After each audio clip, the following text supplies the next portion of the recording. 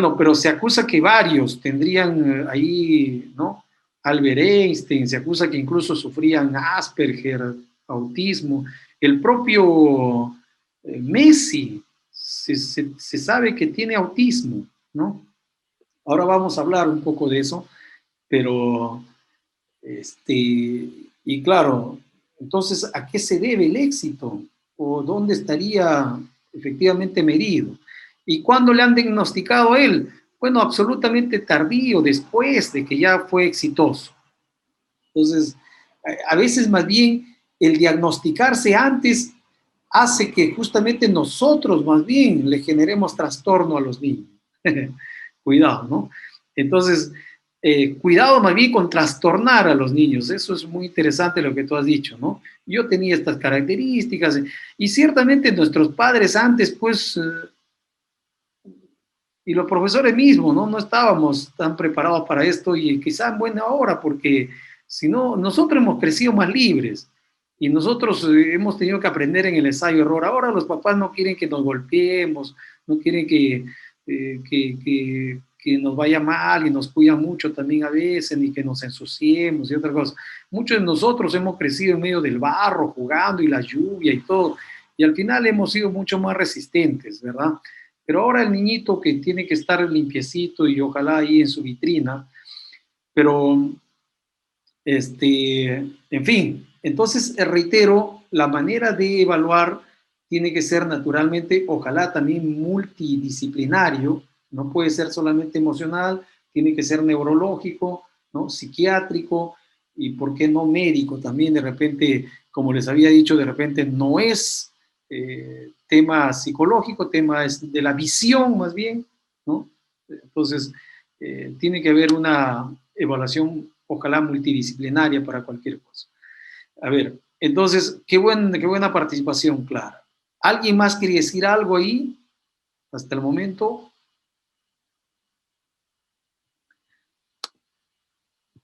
Cinco, cuatro, tres, dos, uno. Ya está. Listo. Vamos entonces. Pero cuando disculpe, quiero hablar un poquito.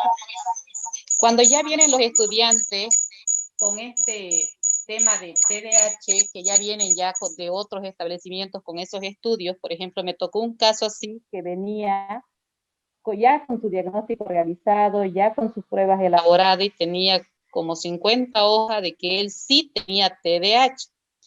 Pero resulta de que el niño no era por TDAH, sino simplemente hiperactividad, y cuando ya se le pidió con el gabinete del colegio un estudio neurológico, el niño no tenía TDAH, pero sin embargo él ya venía 2 años sufriendo con una maestra integradora del aula que tenía TDAH, ya venía con su sello de TDAH, pero sin embargo este niño lo que necesitaba era dar un paso más. ¿Por qué? Porque tenía ese momento de aburrirse, igual como dice la colega Clara, que ya estaba aburrido con el conocimiento porque ya él lo tenía conocido, ya lo sabía, entonces él quería experimentar algo más nuevo. Pasado un mes, el padre se presenta al colegio y él pide, ¿no? Sorprendido, ¿cómo va su estudiante? Porque yo no le había pedido maestra integradora, no le pedí ni análisis porque el niño no necesitaba, simplemente lo que en la primera evaluación que vi que el niño iba más adelante que todos los demás. Entonces le daba un paso más, un grado más de lo que en matemática, digamos, si estábamos en la multiplicación de 2, él avanzaba de 3 y él paraba ocupado. Y ya no necesitaba estar con una maestra integradora, y cuando ya se le pidió, porque el padre decía imposible, porque ya vengo 2 años y tengo todos estos análisis que me han pedido, y tengo el análisis psicológico con el pedagogo, y decía que tenía TDAH. Pero cuando ya se le hizo el análisis neurológico, el niño no tenía TDAH. O sea, no necesitaba diagnosticar o tener su sello de TDAH porque el niño no tenía eso. Simplemente era hiperactividad y que se sentía con un tono de aburrimiento dentro de la clase porque era muy monótono, todo lo mismo, al igual que todos sus compañeros, ¿no? También esa parte hay que tomar en cuenta cuando se presentan esos casos en el aula. No son muchos, ¿no? Pero siempre se presentan 1 o 2 casos en el salón. Ya, es correcto, Beatriz, y eso no solamente es de la maestra, ¿no? A veces es de los propios padres, obviamente por ese desconocimiento, por esa falta de orientación al respecto también. Entonces, Lamentablemente no solamente se diagnostica y se cataloga, sino que a veces se tiende a medicar a los niños, y eso es lo más peligroso. Entonces, habría que tener mucho cuidado, por favor, siempre con esa otra letal posibilidad de medicarlo tan temprano, porque se cree que es así, ¿no? Bien. A ver, Natalia, ¿quiere decir algo? No, precisamente lo que estaba hablando las otras colegas. A mí me tocó trabajar en una institución y yo trabajaba como maestra de sala del curso de inicial, y muchas veces, refiriéndome a lo que usted también decía, de que desde inicial ya están catalogando a los niños como con un trastorno de TDAH, siendo que simplemente son niños, hay que dejarlos ser también a veces, y la misma institución de entrada me daba un archivo y me decían, tal niño va a ingresar a tu sala, este niño o esta niña tiene TDAH, teniendo 2, 3 años, digamos. Entonces, y los padres y la misma institución me pedían a mí que yo los trate a los niños como si tuvieran TDAH. O sea que ya los catalogaban de entrada, y todas las actividades que yo tenía que hacer en la institución tenían que ir adaptadas para niños con TDAH. Y al final, no sé, digamos, eso puede perjudicar también al desarrollo de los niños, porque los condicionamos a eso a veces.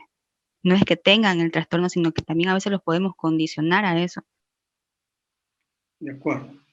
Exactamente, ¿no? Se le puede condicionar y se puede generar más bien todas las contraindicaciones que los medicamentos traen, a veces para especialmente tratar algo que no tienen, peor todavía. Entonces, bien, vamos rápidamente a esto del autismo o el trastorno del espectro autista. Cuando se dice espectro es porque hay varias características dentro de ese problema, ¿no? Entonces, el TEA, el Asperger o el trastorno generalizado del desarrollo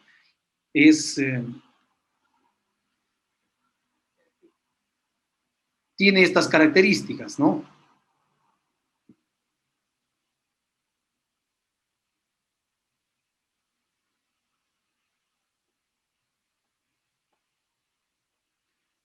A ver, el autismo, que es lo que más se va a enfatizar aquí para no estar hablando de los tres a la vez, pero el autismo tiene eso justamente, ¿no?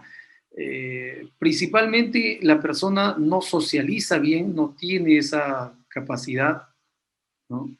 El cerebro social no está desarrollado en ellos, tampoco tienen capacidad empática, ¿no? Uno puede decir, pero ¿cómo no se sensibiliza ante el sufrimiento de los demás?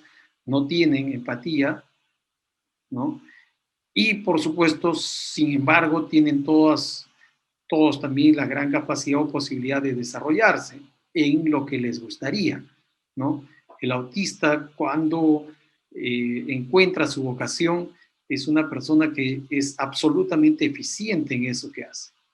Entonces, el autismo, reitero, tiene incluso una hipersensibilidad, ¿no?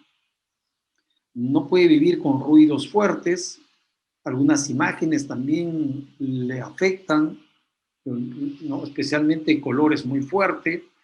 Por ahí se ha podido encontrar ese tipo de cosas, ¿no? Que a veces hasta los cuadros que se pegan en la pared para ellos son casi ofensivos. Para nosotros podría ser normal, para ellos, ¿no?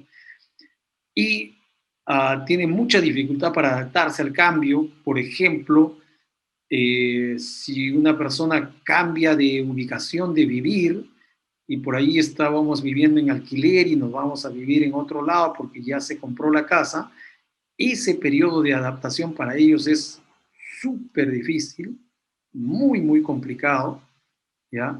No tienen esa capacidad para adaptarse rápidamente como todos los demás, quizá. Entonces, ciertamente hay una cierta discapacidad intelectual, ¿no? No están necesariamente para todo lo que uno quisiera, preparados intelectualmente, o sea, no vienen con esa capacidad. Hay un retraso en el habla, hay un habla lenta, ¿no? Casi, digamos, torpe, podríamos decirlo en algún momento. Los Asperger, que es otra de las características similares al autismo, similares porque el Asperger también es una persona que no se conecta bien con los demás, ¿no? No tiene esa capacidad de conectividad. Por eso es que en algunos casos a los Asperger les va muy bien más bien conectarse a nivel virtual, porque ellos sienten que físicamente a veces no están en esa posibilidad, pero le pierden miedo cuando no lo ven directamente a la persona. Que en algún momento podría calificarse de timidez, de todo eso, pero no. Ciertamente el Asperger es una categoría de un trastorno. No es lo mismo a ser tímido, que finalmente se supera, ¿no? Entonces, por ejemplo, a ellos los puedes ver fácilmente con su computadora, con su laptop, con su tablet o quizá con sus juegos. Lo que sí es importante indicar es que los autistas no le dan a los juegos un significado simbólico. Ustedes, los niños, entre comillas, normales, los niños le hacen hablar a un personaje, a una muñeca, le ponen ropa, etcétera, ¿no? Le hacen cocinar y conversan con ellos. Los Asperger o los autistas no pueden hacer eso, no tienen esa capacidad, ¿no? Para ellos es mundo concreto, mundo real, mundo directo. No hay, digamos, simbolismo, ¿no? Entonces, por eso mismo hay que cuidar las palabras con doble sentido con ellos, ¿no? Porque ellos o no lo interpretan o lo interpretan mal. Y hay gente así hasta de grande. Parece que tú le estás haciendo una broma, pero la otra persona se complica. ¿Que me has dicho tal cosa?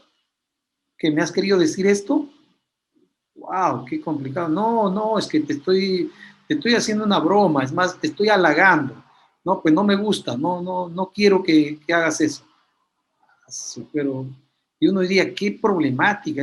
No es problemática, es autista o es Asperger, ¿verdad? No es fácil conectar con esa persona. Entonces, y por supuesto, ya se puede ver algunas características desde el año y medio hasta los 3 años de edad. En este caso sí puedes ir denotando estas características, ¿no? Que no se relaciona fácilmente, porque los niños tienden a jugar con todo el mundo, finalmente, fácilmente, ¿no? Hacen amigos. Entonces, ¿cuáles serían esos síntomas que podríamos advertir fácilmente, quizá? Bueno, esta es una característica irreemplazable en los autistas, ¿no? Esto es como que están moviendo los dedos o la mano, en general, casi siempre lo vas a encontrar así. Así como que estaría contando monedas o billetes. Ya le hemos dicho, un retraso intelectual y como consecuencia también un retraso en el lenguaje, ¿no? Y una comunicación restringida, prefieren permanecer callados, aislados más bien, ¿no? En su propio mundo. 80% de retraso mental y en algunos casos estas personas pueden sufrir de epilepsia. No solamente en algunos casos, es un alto porcentaje. 35 a 40% de las personas que tienen autismo pueden también sufrir epilepsia. Entonces, cuando hablan hay un lenguaje repetitivo, se le llama ecolalia, ¿no? Puede parecer tartamudez, pero estos repiten casi con toda la palabra, no por sílabas, y repiten acciones también una y otra vez. Indica las cosas usando la mano de los demás, él mismo no es capaz de señalar. Otra característica es que no interactúa con otros, reitero, prefiere estar a solas, ¿no? Pero no significa que están sin hacer nada. Más bien están en actividad intensa, siempre que encuentren su vocación. En lo que les gusta son sumamente eficientes, sumamente concentrados. Y esto es lo que les explicaba hace un momento, ¿no? No tiene juegos simbólicos, hace uso inapropiado más bien de los juegos. Por ahí a una muñeca le hace de carro, entonces no corresponde. No responde a las órdenes ni atiende a cómo se le llama, ¿no?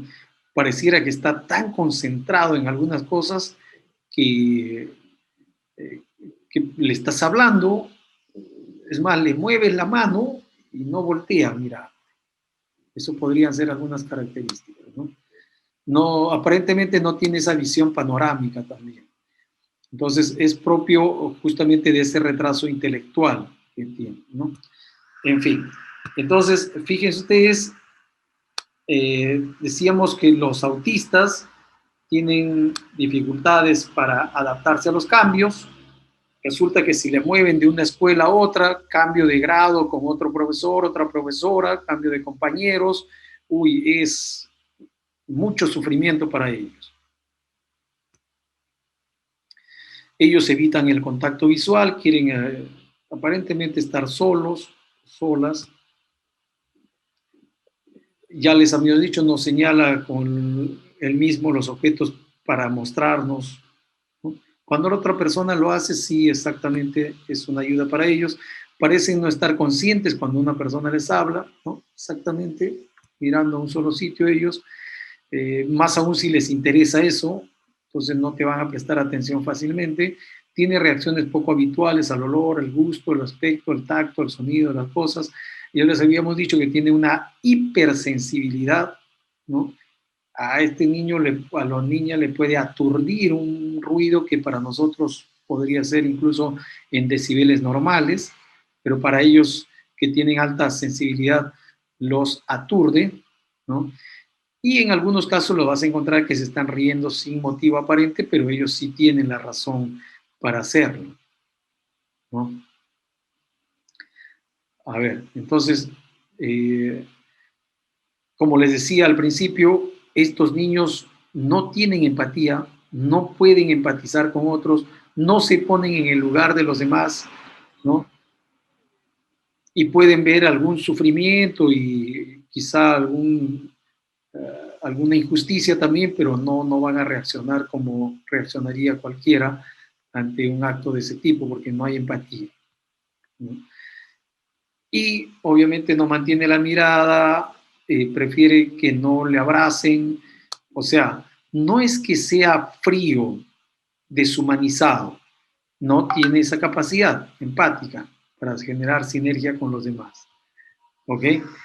Bien, entonces, a ver, ¿alguien ha conocido a algún autista?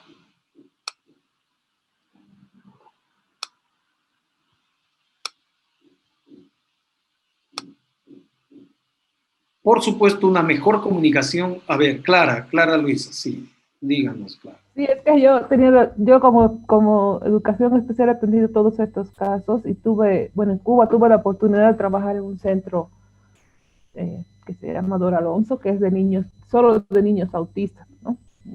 Pero, o sea, lo que a mí me llamaba la atención de todo lo que usted hablaba, una cosa que tienen como manías, ¿no ves? Fijas los chicos.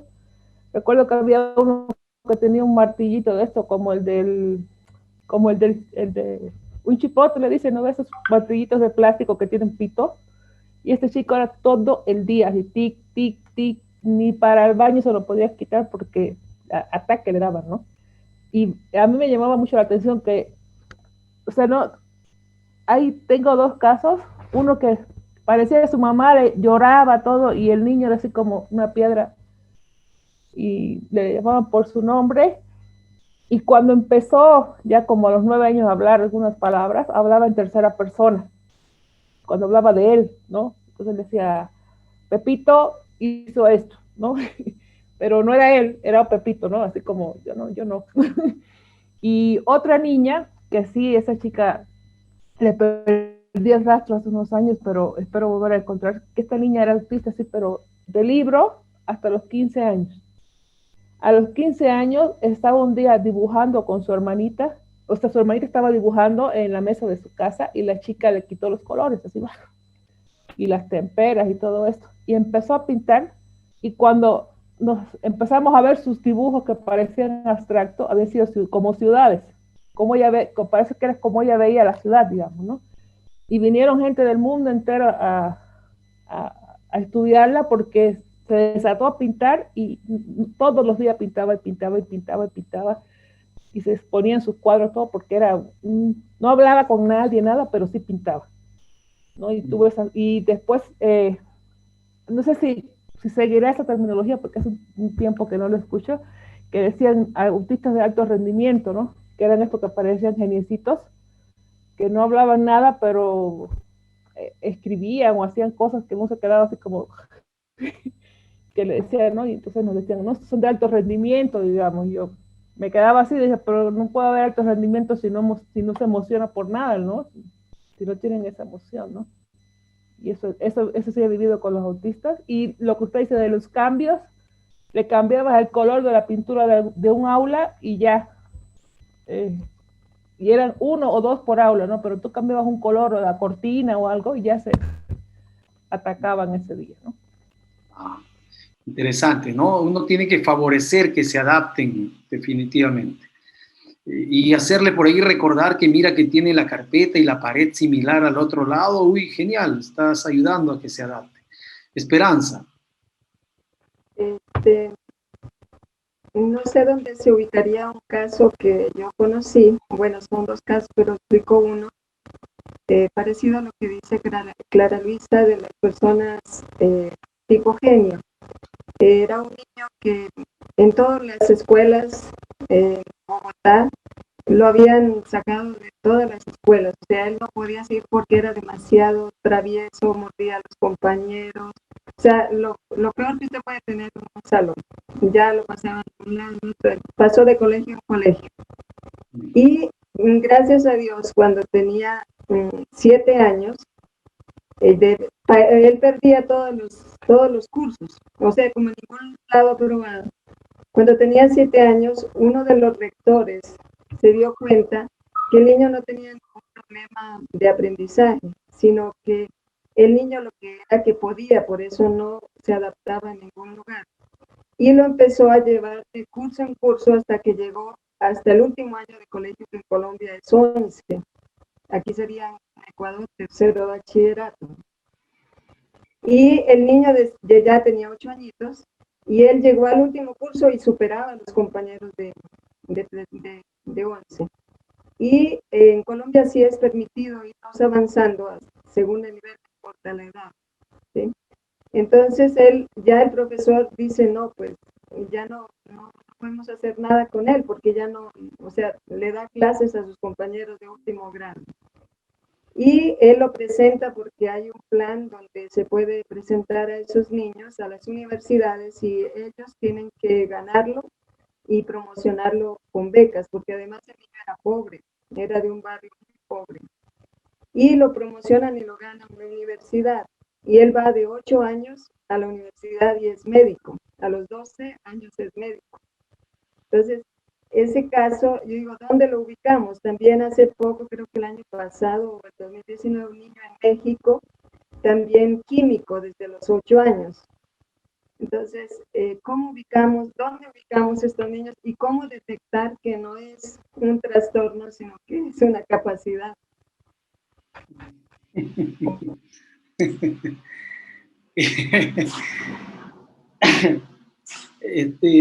Esperanza, acabas de dar justamente en la incertidumbre que tiene la ciencia. O sea, la misma neurociencia todavía no puede detectar cuál es la frontera entre trastorno, entre locura, entre genialidad, entre sabio, ¿no? Y de verdad que yo nunca esperaba esa pregunta entre mi grupo, ¿no? Pero haces muy bien en reflexionar al respecto porque por ahí, para salir del problema, nosotros tendemos a problematizar todo más bien, ¿no? Como no sabemos y no nos queda más capacidad todavía o más información, entonces, bueno, este tiene que estar en esto, porque ¿qué más? O sea, ¿no? Y sin embargo, a veces estamos más bien, reitero, trastornando a la gente. Entonces, eso es lo que hay que cuidar, ¿no? Desde luego, como les había dicho en el módulo de creatividad, entre la genialidad y la locura, pareciera que no hay, no hay bordes, no hay fronteras, y sin embargo, a lo largo de la historia tenemos ese tipo de casos, ¿no?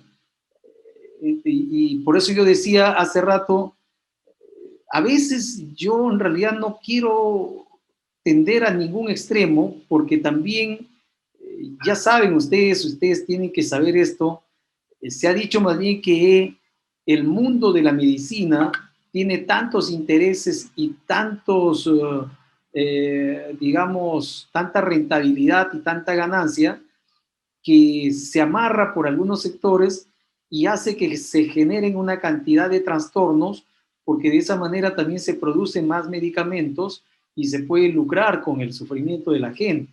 Entonces, yo sinceramente no quiero ir ni a ese extremo ni al otro de que no existe nada, y tú presentas un tercer escenario, ¿no? Donde en realidad estarían estos que no necesitan medicamentos, pero que finalmente deberían estar en algún catálogo. Entonces, punto, yo quiero dejarlo ahí para no parecer ni fanático de algo ni desligado de nada, ¿no? Igual siento yo que en todos los casos nos vamos a merecer más información y quizá más actualización, porque si no, nuestra desinformación nos puede llevar también a cometer errores, ¿sí? Por el momento, básicamente con lo que quizá podemos ayudar también a nuestros colegas, a los demás profesionales, pero tampoco exagerando. Si no, nos vamos a complicar y vamos a complicar a los niños sobre todo, ¿no? Porque también se habla de eso. Entonces hay mucho interés en el mundo farmacéutico, químico y por ahí cada trastorno que han generado. Y ya saben ustedes que el niño hiperactivo, por lo general, como ha dicho Clara Luisa, parece más bien un niño inteligente, parece un niño sano más bien y no debería preocuparnos. Pero ya con esta actualización de algunas informaciones hemos tendido a trastornar a los muchachos. Okay. Imagínense que a mí a los 8 años, porque no me estaba quieta, un neurólogo de aquella época me mandó fenobarbital, que es para los niños epilépticos, ¿no ves? Claro, me pasaba el día durmiendo, peor, pues, porque cuando me despertaba tenía la energía 800, ¿no? Y obviamente no me hacía falta eso, pero más gracias a Dios que mi mamá me vio una semana así, ¿no? Y dijo, no te lo voy a dar más esto, ¿no? Pero, o sea, las personas que somos hiperactivas, sí. A mí mi mamá se asustaba cuando no me encontraba en la dirección del colegio cuando me iba a recoger, digamos, porque todos los días paraba en la dirección del colegio. No me votaban porque era la que bailaba, la que cantaba, la que recitaba, la que iba a los concursos, todo, ¿no? Entonces, por eso nomás no me votaban del colegio. Y tenía 100 en calificaciones y D en conducta, ¿no? Y me acuerdo que mi papá una vez ya no podía dar la vergüenza conmigo porque era terrible, yo sé que era terrible, ¿no? Y me dice, hija, te voy a pagar aunque saques C, vaya, porque te muevas la letra, pero sacas C. Wow. Pero era terrible, ¿no? Entonces esa experiencia, sí, yo sí, siempre le pido a mis colegas, busquen información o busquen el diagnóstico de las personas correctas, de los especialistas correctos. Y como usted dice, la interdisciplina es lo mejor, porque a mí igual, cuando ya me hicieron todos electrocefalogramas, pruebas, no tenía nada, pues, pero sufrí como 5 años de que me tenían jabonada todo el día, que era eso, ¿no? Claro, y hay que tener cuidado, porque un niño acelerado cerebralmente, en realidad podría ser muy positivo. Lo que pasa es que esto viene de casa también, ¿no? Al niño inquieto, curioso, nunca le llaman inquieto y curioso, le llaman travieso, ¿verdad? Entonces ya comienza a complicarse desde allí, ¿no?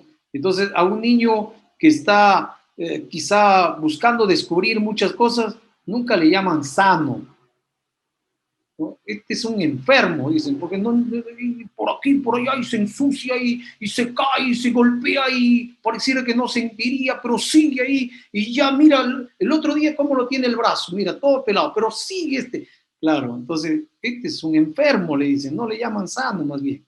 Entonces, ya desde la casa viene, yo diría que el niño etiquetado, ¿no? Entonces, eso, más que verlo desde la parte psiquiátrica, neurológica o quizá de enfermedad, hay que verlo más bien como un potencial, podría ser, ¿no? Que puede ayudarnos a lograr mejores resultados con los niños. Ahora, solamente para complementar, yo les diría, por favor, los autistas captan mejor la información cuando es gráfica, ¿sí? Si tenemos niños autistas ya determinados, en realidad la mejor comunicación para ellos es así con pictogramas, ¿no? Con ilustraciones, como en este caso.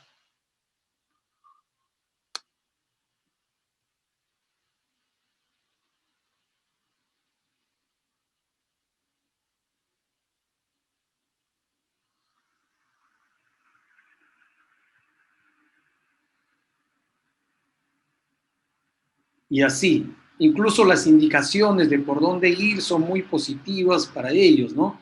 El tema de las ilustraciones que hay, por ejemplo, en las vías públicas, muy importante a nivel gráfico. ¿Ok? Bien. A ver, entonces, señores, básicamente hasta aquí la consulta sería, ¿cuál sería tu reflexión respecto a esto después de lo escuchado, después de lo compartido? ¿Qué reflexiones tienes, sacas? ¿Qué te inquieta comentar? ¿Quién quiere iniciar la ronda de reflexiones finales? Sobre todo con esa pregunta tan aguda que ha hecho Esperanza también, ¿no?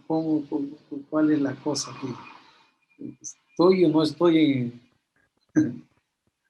Bueno, una de las enseñanzas de hoy es que, pues, tener en cuenta, sobre todo nosotros, tanto en la dirección de escuelas, colegios o como docentes, en no etiquetar a los niños y tener cuidado en estos procesos, ¿sí? Y sobre todo, se me queda muchísimo cómo acompañarlos y desde, usted hablaba también desde el afecto, desde el cariño también se llega más y ya conociéndolos y sabiendo en qué grado están, pues es mucho más fácil para poderlos tratar y llevar dentro de un salón o dentro de un grupo de niños. Entonces me parece muy importante esto, conocerlo y sobre todo enseñarle a los docentes cómo deben tratar estos casos y propiciar pues talleres con ellos desde el PES, desde la psicología, para que ya conociendo no caigamos en los mismos errores y vamos a hacer daño al niño en vez de hacerle un bien. Excelente, es verdad, Esperanza, completamente de acuerdo contigo. Nos falta de verdad hacer un trabajo casi multisectorial también, ¿no? Yo diría los docentes, quizá alertar a los padres de familia, una formación también integral en ese aspecto, para que haya una mejor sintonía en estas cosas, ¿no? Especialmente con respecto a estos temas que son tan delicados, porque si comenzamos nosotros calificando, estigmatizando y hasta evaluando antes de tiempo, ya podríamos estar cometiendo un serio error. Bien, gracias. A ver, ¿alguien más quiere reflexionar al respecto? Ya está. ¿Alguien más? Con confianza. Bueno. Nidia. Buenas noches. Con la intervención de José Luis, mirando todas las dificultades y los trastornos que tienen nuestros estudiantes, pues sí es para reflexionar, porque en nuestros salones pueden estar 2 o 3 chicos con diferentes trastornos. Entonces, miren, nosotros como docentes dentro de ese salón de clases tenemos un papel muy importante, y lo difícil está en detectar. O sea, bueno, puede estar el chico, pero lo difícil es detectar, porque pues en un salón de 20, 25, 30 chicos, puede estar uno de ellos, o 2, o 3, uno no sabe. Y a veces nosotros, el currículo pues se da normal a todos. Entonces ahí yo pienso que ya hay que hacer como un poco ya más personalizado. Hay que hacer también algunos cambios en el currículo por esos chicos especiales. Bueno, hay una cantidad de trabajo que muchas veces el docente tiene que hacer dentro de su labor y misión que él tiene. Entonces, me parece muy importante esos temas, porque estamos también pues nosotros aprendiendo cuáles son, digamos, las características, cómo debemos tratar en la parte pedagógica. También trabajo con la familia, porque también debe ser un soporte muy importante la familia para que nos colabore también en la formación del estudiante. Entonces, de bastante compromiso, y también de estar formando, como ya decía José Luis, nos corresponde formarnos, investigar más, actualizarnos más, para enfrentarnos a estos casos y esas situaciones que cada año en nuestros salones ya no hay 1 o 2, sino que hay 3, 4, 5, vamos a resultar todos ya con discapacidad, pero bueno, pues con la gracia de Dios pienso que vamos a salir adelante. Excelente, excelente, Niria, felicitaciones. Nada mejor que estar alertos, que estar preparados, que tener información, ¿verdad? Porque de ahí ya uno puede darle su propio criterio, su propia interpretación, pero no hay nada mejor que estar preparados. Definitivamente conocer antes es muy importante, de modo tal que uno pueda también ser parte de la solución, ¿no? Muy bien. Yo sé que algunos religiosamente duermen ya después de clase, así que yo siento que algunos ya están, ¿no? En fin. Bien. Gracias, pues, bendiciones, felicitaciones, que le vaya bien. Nos encontramos el próximo viernes, ¿no? En la misma hora y en el mismo canal. Muchas gracias, profesor. Muchas gracias por los Gracias. Muy bien. Buenas noches. Muchas gracias. Ahí estaba, mira. Gracias, una excelente noche. Muy amable. Ahí está, mira. Recién se presentan algunos. Qué barbaridad. En fin, felicidades. Gracias. Gracias. Ya, gracias, esté muy bien. Gracias a todos. Gracias. Muchas gracias. Gracias a todos.